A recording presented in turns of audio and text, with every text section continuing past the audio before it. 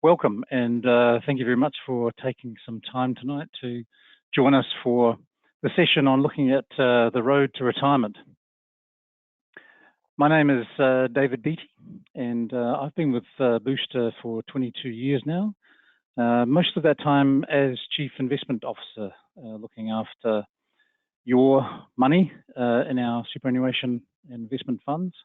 And before that, I was at Westpac Investment Management for 17 years, where I also was the Chief Investment Officer and spent a bit of time running the business. And so in total, I've been heavily involved and passionate about markets, investing, behavioural finance, financial advice, and now latterly retirement planning for quite some time. So good opportunity for me to share some things with you tonight, and hopefully you'll come away from this feeling a little bit more enthused.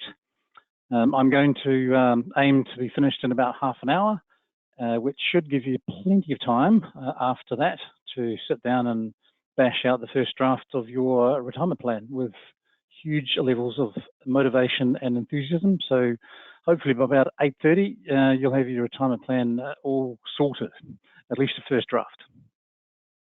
I'm going to switch my face off now, and then we'll just focus on the slides so you don't have to look at me for the rest of the night.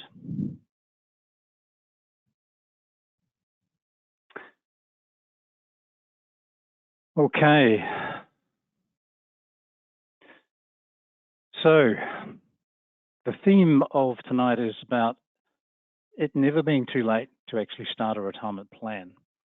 I know we've had a lot of feedback from people who are getting close to that magic time of their lives, or that number where they're starting to think a bit more seriously about how they get to some semblance of a reasonable lifestyle when it's time to stop working. So tonight's agenda is going to cover just a few items.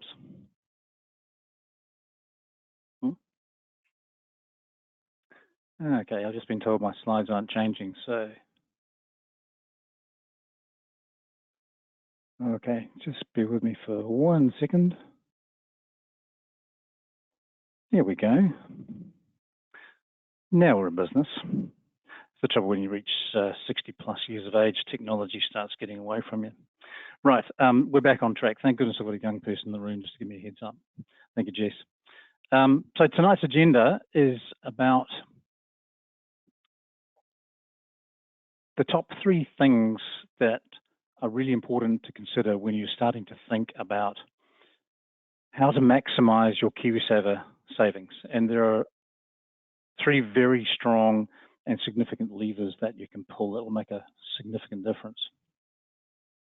We'll also have a little bit of a look about how much you really need, but the reality is how long is a piece of string, and tonight all I can really give you is general advice. How much you need and how much you're going to be able to save is very much a personal thing, and it's very dependent on your own situation, your goals, your wants, your desires, and that's not something that we can deal with tonight on a personal basis. So I will throw in some items along the way tonight about how you might be able to personalize what I will end up giving you our general comments, and hopefully you'll see where you can do that as the next half an hour unfolds. I want to spend a little bit of time taking you through what I believe is one of the most valuable tools that's available to all of our KiwiSaver members, and I'm not sure how many of you may have already seen this tool, but if you have not and you're not aware of it, that it exists, it is probably the most significant tool that you can use to help guide you through your retirement plan. So I'll take you through that tonight with some specific examples that will shed some light on how the 3 things that are material to making a difference can be input and changed into that tool and how you can use it. And then we'll finish off tonight with a 3-step action plan, and hopefully there'll be some very interesting questions that you throw at me along the way. We've had a few questions that have come in beforehand. Try and deal with a few of those as well as we go through. So let's start looking at planning for retirement. And firstly, those three key levers that I talked about in terms of maximizing your KiwiSaver. The first one is the retirement age, and by that I don't mean 65, which is the first number that comes to mind. I'm thinking about how long you might be able to continue to working potentially past the age of 65. And I mean that both physically and mentally. As I'll demonstrate shortly, this is one of the most powerful levers for those who are eligible to receive the New Zealand superannuation pension payment from age 65, as that pension payment, NZ Super, is neither means nor income tested. So you can continue to work past age 65, start receiving the pension, and you end up with two sources of income: your work and the money from the government. So I'll show you just how powerful that can be if you are able to continue past age 65. The second lever is obviously the contribution rates that you've selected to put into your account. It's another very powerful tool, and I'm also going to demonstrate how small changes in that can make a very material difference to your end balance, even if you are quite close to that number 65. And then the third lever is all about risk settings, and that encompasses your capacity for risk, your attitude towards risk. Often we find that people have settings that are too conservative relative to their circumstances, but if you get that matched more appropriately to your own personal capacity for risk and your attitude towards risk, that can also make a very significant contribution to the end result. So those are the three levers that we're going to talk about. Before I do that, I just wanted to give you a little bit of background advice to consider and reflect on as we go through the next few slides. And it's all about the number 65 literally being just a number. The first thing to think about is trying to avoid what I often see as a sort of a cash up at 65 mindset. And that starts before age 65, with a lot of people thinking, oh, I'm hitting that number, I'm going to retire, I need to start changing my funds so that by the time I get to 65, it's all cashed up, I can take the money out, and then I can think about what I do. That is going to give you quite a suboptimal outcome. What you should start thinking about is more of a seamless transition from the period where you are saving into your fund, and then when you reach a stage where you're starting to spend from it. So you want that to be totally seamless rather than a sudden dramatic change in your risk profile and therefore the funds that you're in. One of the ways you can do that is to aim for what we call a sort of a 3 buckets approach from your retirement date, whenever that is. So if you're aiming for that, that makes quite a nice, easy way of generating that seamless transition. And I'll explain a bit more about that shortly. The last thing I just wanted to throw out for you to reflect on as you're thinking about the rest of the webinar is the issue about rest home care and some perspectives on that.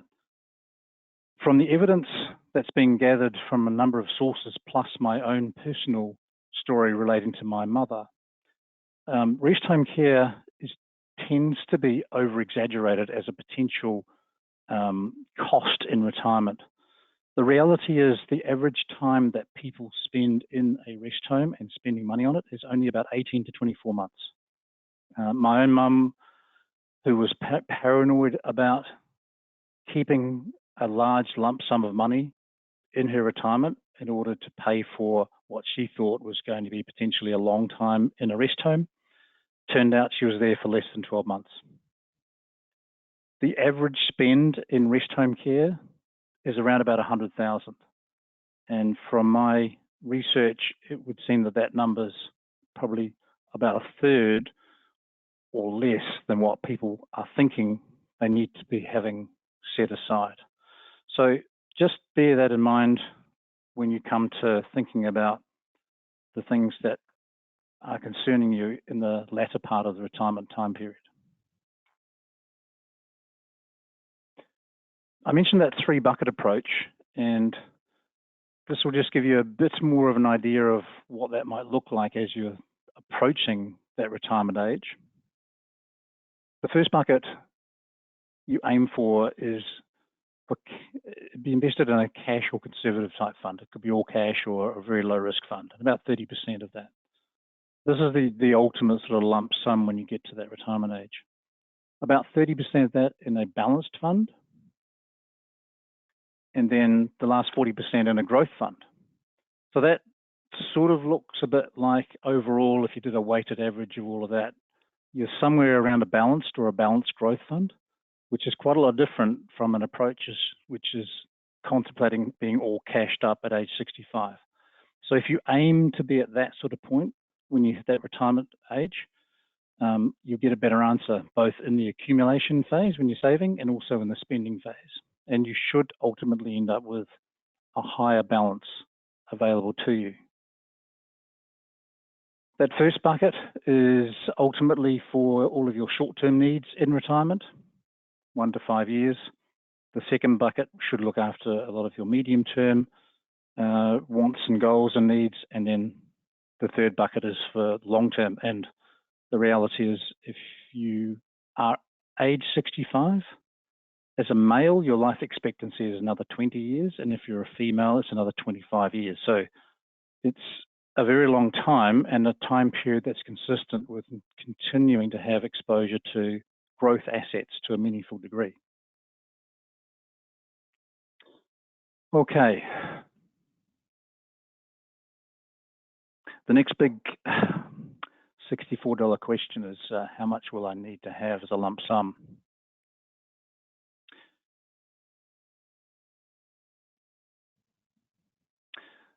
This is the data that the Massey University Retirement Expenditure Survey has produced. And there are a couple of things that are worth noting, quite apart from the fact that the lump sum required outside the shortfall from superannuation is varied from relatively small to quite large.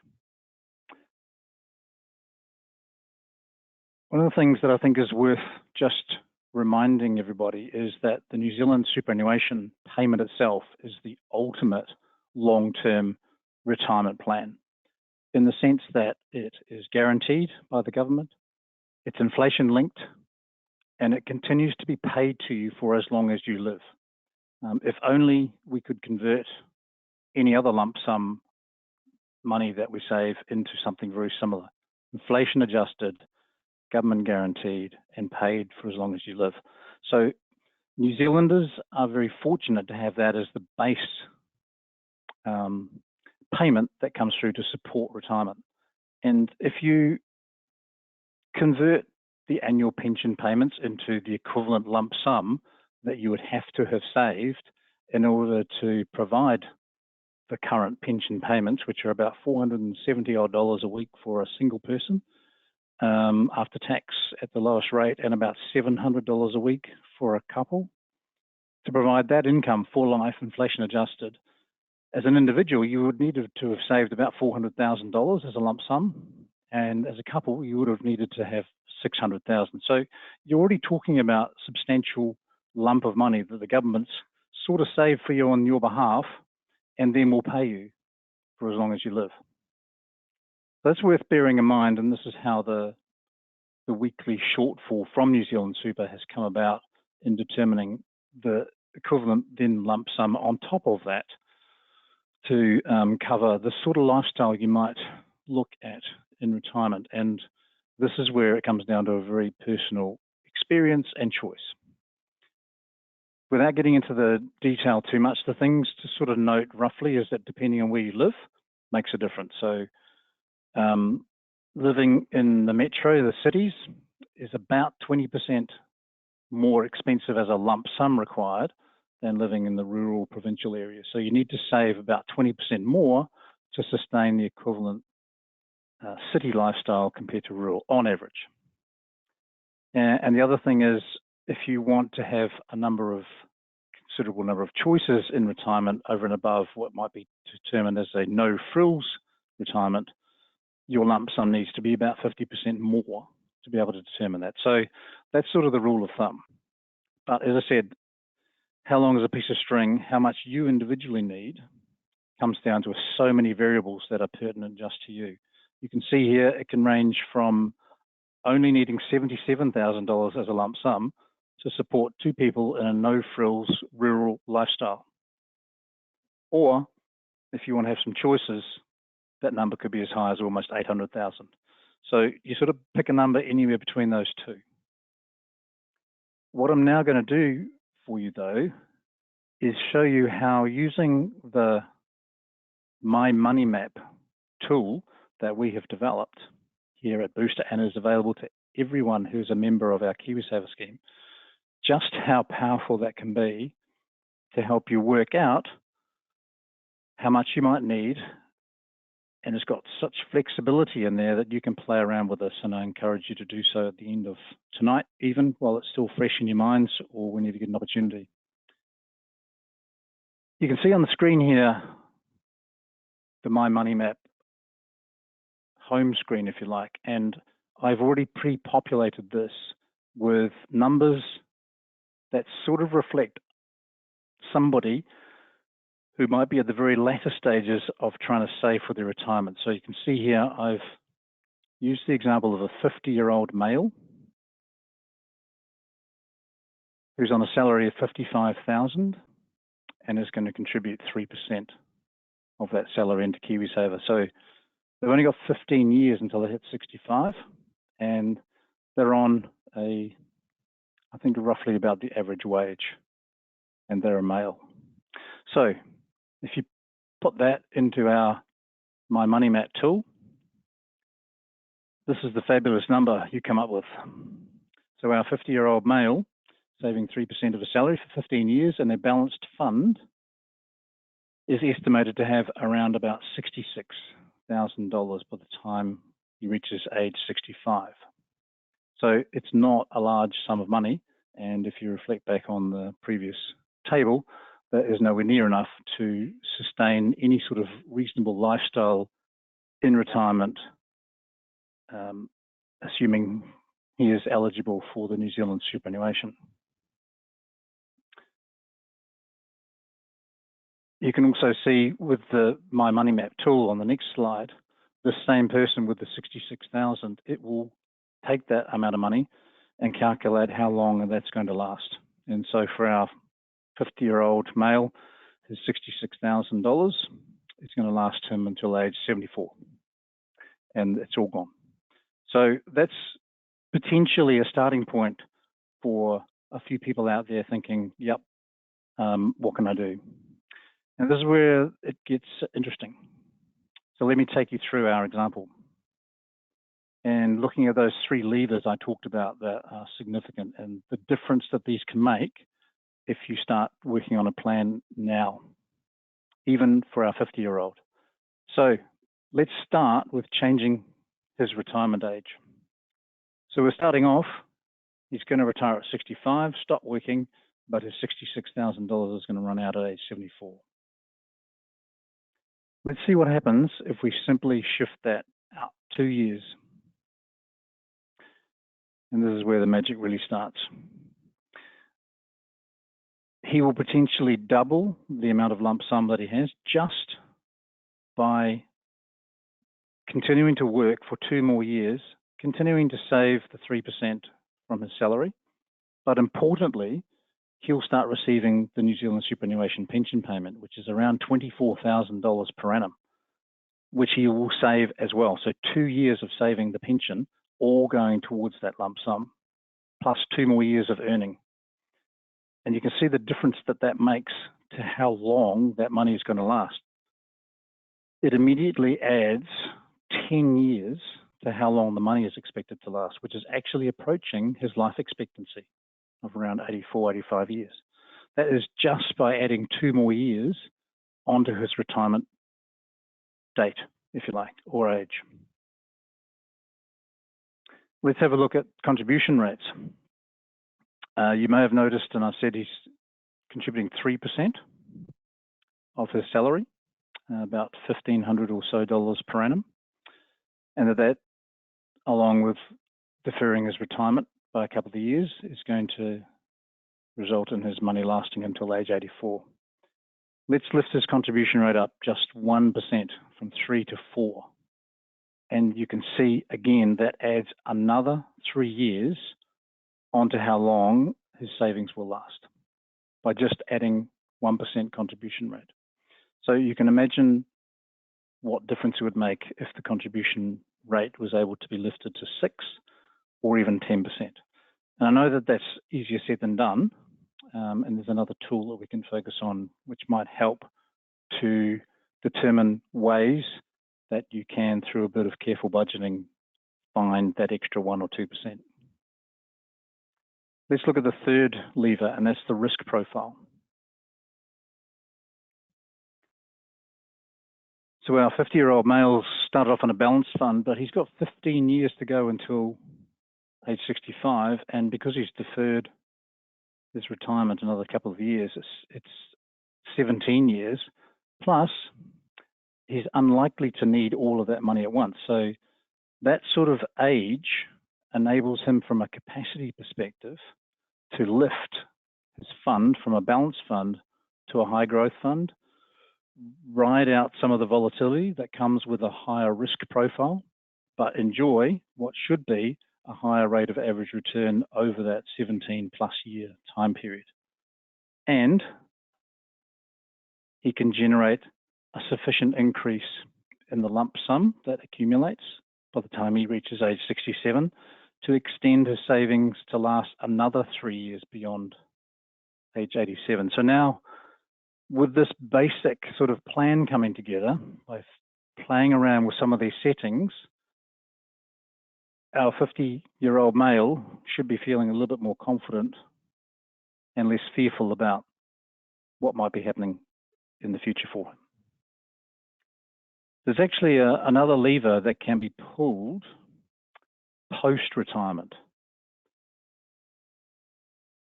The most expensive part of retirement should be in the early years, not in the latter years. And a lot of people, as our tool defaults to,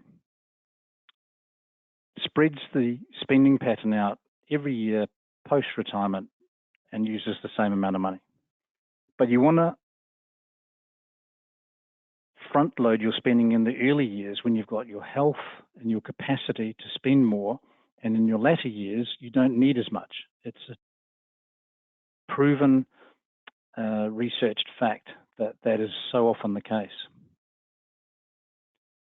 So with our tool, what you can do is then play around with your spending patterns post-retirement. So what I've done here for our 50-year-old male is that I've taken $6,000 per annum in the latter years from aged 83 onwards and added $4,000 per annum onto the first 6 or so years of the retirement spending. So now we've skewed the spending pattern earlier in the retirement period versus later. And you can see again that that adds another year. So these are just all of the tools that can be used to start formulating your own personalized plan. And it's all in the my money map tool that we have. So here we've got a 50-year-old just starting saving in KiwiSaver. And through the use of this tool and understanding how the different levers work, he has been able to turn what looked like a fairly small amount of money into a potential pot of around 150,000 instead of 66,000 that can then be managed to potentially last until his age 91.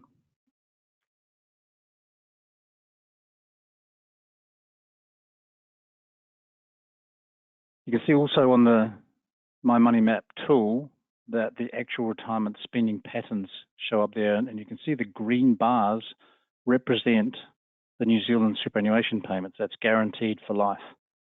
And then how, using savings on top of that, you can generate that sort of lifestyle spending.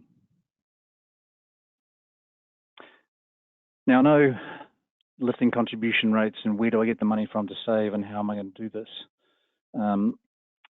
is a question that everyone has. And I'll just direct you to another really valuable tool that we have available to all our members, and it's called My Budget Pal. And this tool can help you to perhaps find the way to lift your contribution rates up to a level once you start putting that into the My Money map to give you some different outcomes. So there's various screenshots here. I'm not going to go through that in too much detail. So I just want to wrap up this part now and perhaps just see what questions people have. I've suggested here that you follow on from tonight with a 3-step action plan. And that starts with just writing down a few key bullet points and thoughts about your own personal retirement. And it's building on some of the things I've talked about tonight. So just try and go through and answer some of these questions honestly as you can in your mind. How long can I actually keep working for?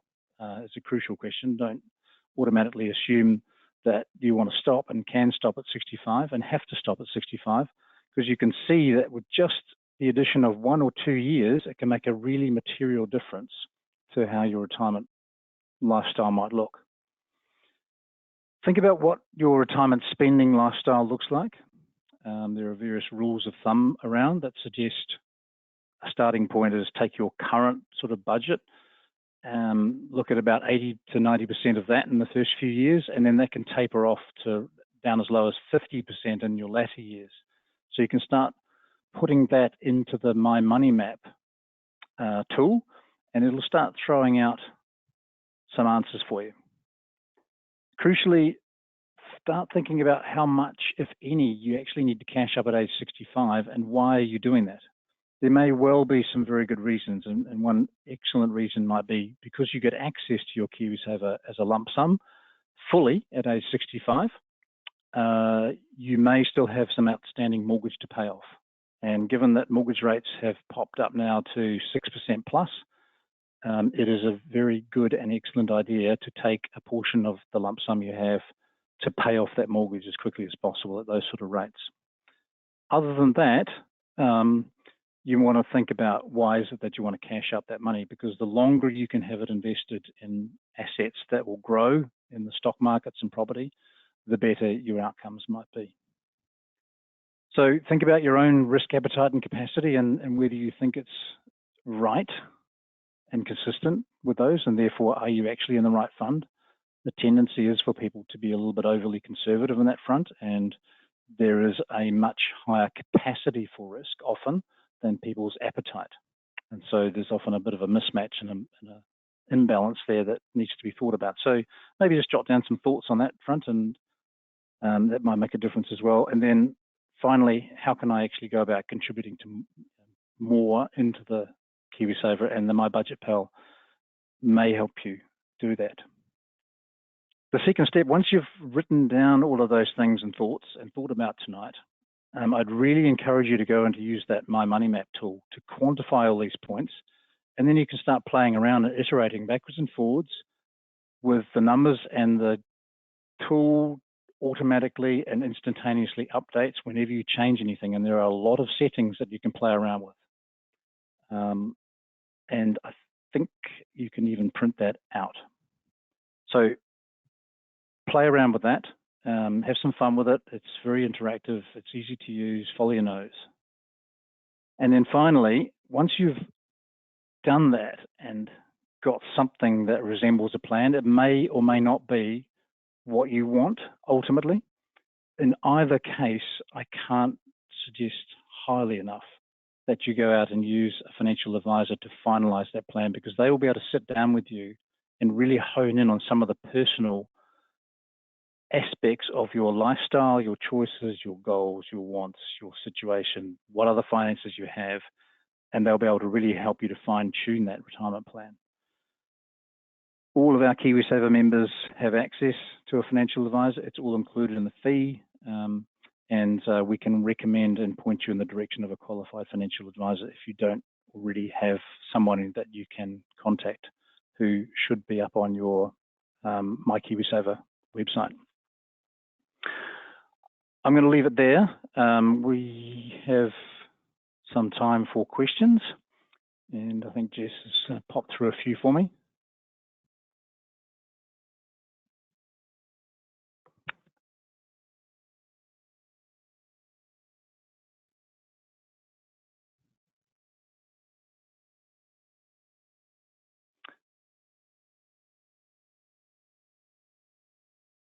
If you don't mind, I might say hello again to everybody. There we go. All right.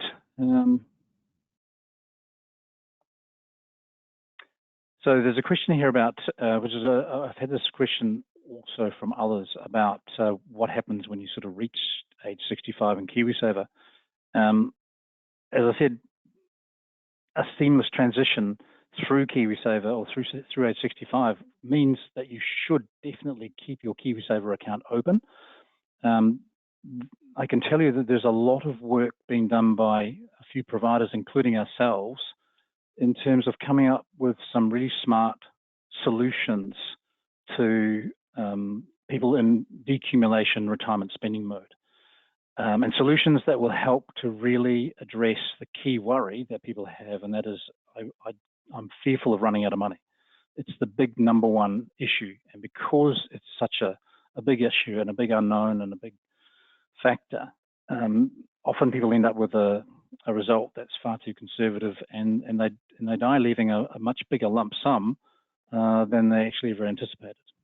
So definitely keep your money in KiwiSaver. Once you reach 65, you can obviously take the whole lot out as a lump sum if you want, but you know, go back and ask yourself that question: why do I want to do that, and what's it really for?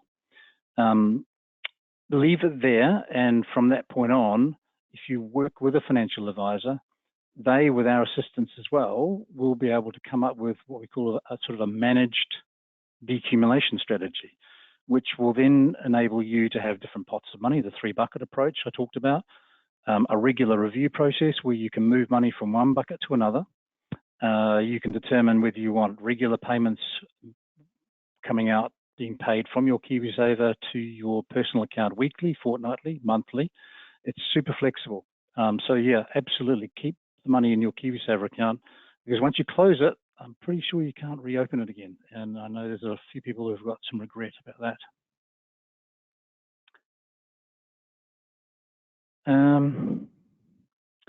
The income per annum for a couple from New Zealand Super, I think the last time I looked, although there's an inflation adjustment going on the 1st of April, it's about $700 a week for a couple who are both eligible. So if you're both over age 65, it's about $700 a week. Can the My Money Map tool take into consideration other pension incomes from previous employment?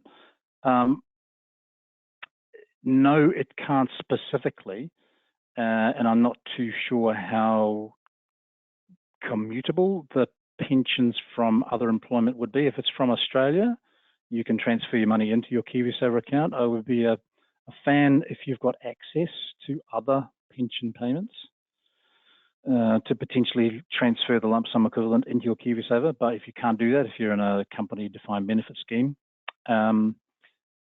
there's probably some ways that you can sort of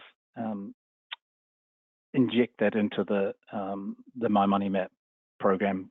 It's certainly, I think, something that we've got planned for future enhancements. The My Money Map at the moment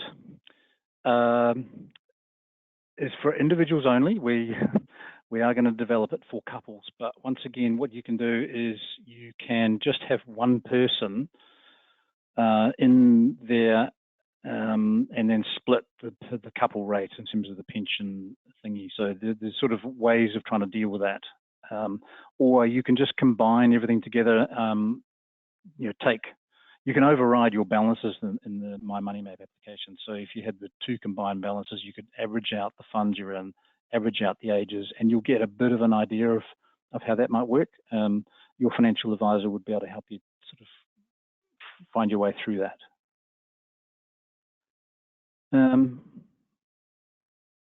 So yes, if your KiwiSaver is with Booster, then the fees you're paying do include access to a financial advisor. We have approved financial advisors that we use and recommend throughout New Zealand, and so most parts of the country are covered with a financial advisor that we're comfortable with. So if you want to have a chat to them, give our people here a call or email them, and they will get in touch with and put you in touch with the local financial advisor who's nearest to you. Can I contribute to KiwiSaver after retirement? Yes, you can. you can keep contributing as long as you want. The thing you probably miss out on is it depends on your employer. They do not have to match your put in 3% of your salary post age 65. So it depends on how well you get on with your employer. And Jess may or may not know. I'm just trying to remember now whether the government tax payment ceases at age 65. I think it does. So I think that part you lose as well.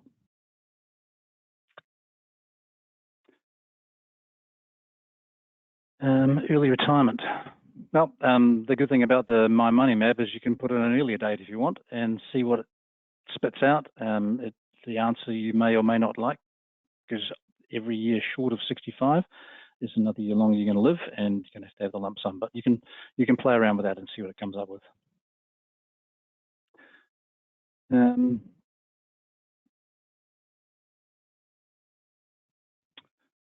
Okay, what else we got?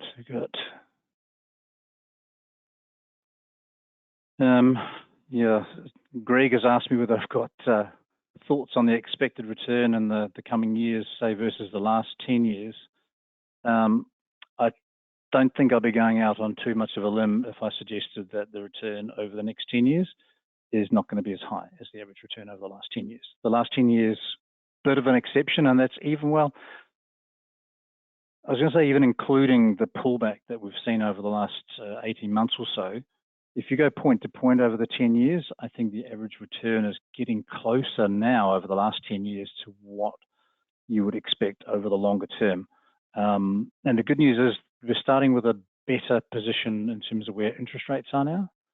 So the likely returns over the next 10 years or so are probably going to be a bit closer to our long run expectations. And those are the ones that we have currently input into the My Money map assumptions. And I think if you go in there, there's a page we can click on and you can see what those assumptions are. I wouldn't say they're conservative, but they're probably now a lot closer to the sort of returns that you might expect over the next 10 to 15 years or so. Certainly a better place to start now than it would have been a couple of years ago when it's clear in hindsight now that things were definitely getting a little bit elevated. I think we've got all of the questions there covered. There were a couple of questions that we had just briefly. I don't know how many people are still left online. I'll just go through them very fast. Self-employed people, any tips or tricks? The key there is just to be really, really disciplined about contributing regularly, and how aggressive you want to be just depends on all the normal factors.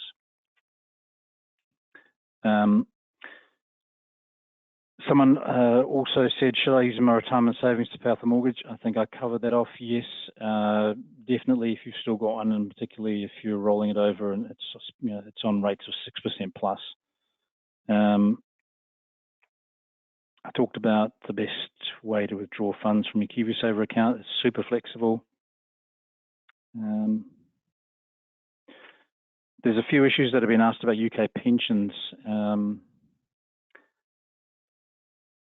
I think the best way to deal with that is, again, using a financial advisor. There are quite a number of financial advisors in New Zealand who are experts at the whole UK pension situation and transfers and whether it's a good time to bring it back or not and how that feeds in. So that's probably the best way to deal with that. I think I'm going to wrap it up there. This has been recorded, so if you want to go and have another listen to it later, feel free, obviously. And for those who are not here, it's been recorded. I think there was one other thing I needed to mention. Oh, we're going to send out, so everyone who's been on tonight is going to get a handout, which is going to help you sort of go through the next step. So if you don't find the time and energy now, once you've logged off here tonight to go ahead and finalize your retirement plan, in a couple of days you might get a nice little email reminder saying, hey, thanks for joining me tonight, and here's a handout book that might trigger the next steps for you.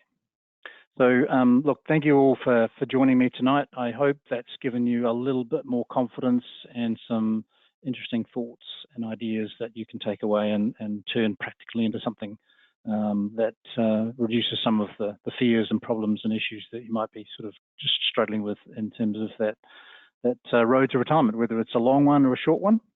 So thank you all again, and we'll be trying to run another one of these perhaps in 2 or 3 months' time. So if you've got further issues and thoughts and ideas about what you would like us to cover, feel free to drop us a line. Otherwise, thank you all again, and have a great night.